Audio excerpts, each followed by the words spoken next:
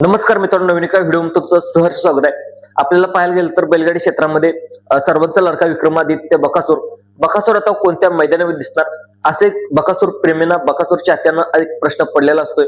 तर मित्रांनो, सर्वांचा लाडका बकासूर कोणत्या मैदानामध्ये दिसणार आहे याची अपडेट या आपल्या चॅनलच्या माध्यमातून घेऊन आलेलं आहे. एक तुमची एक मदत म्हणून एक चॅनलला सगळ्यात अगोदर तुम्ही लाईक करा. तर दुसरं पाहायला गेलं तर आपला सर्वांचा लाडका विक्रमादित्य बकासूर पाहायला गेलं तर जे पाठीमागचं मैदान झालं, त्या पाठीमागच्या मैदानामध्ये सेमीला कुठेशी थोडीशी हार झाल्यानंतर आता मित्रांनो पुन्हा कमबॅक करण्यासाठी सर्वांचा लाडका बकासूर पुन्हा मैदानामध्ये उतरणार आहे.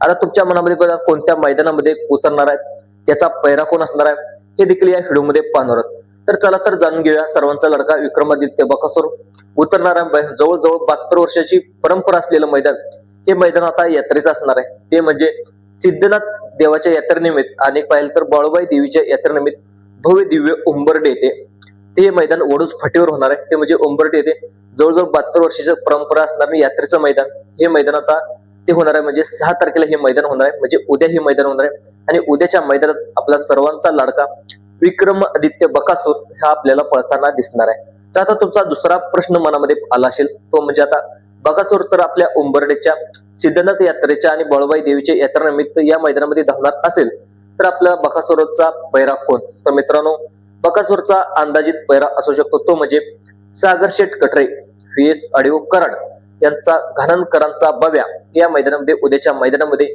मित्रांनो हा पैरा असू शकतो. तर मित्रांनो, घाणनकरांचा बव्या आणि विक्रमादित्य आपला सर्वांचा लाडका बैलगाडी क्षेत्रातला देव हा बकासूर, मित्रांनो हा बैलजोड तर या मैदानामध्ये धावला तर नक्कीच गुलालाचं पात्र होईल का, प्रथम क्रमांकाचे मानकरी होतील का? तुमच्या प्रतिक्रिया नक्कीच कमेंटमध्ये सांगा.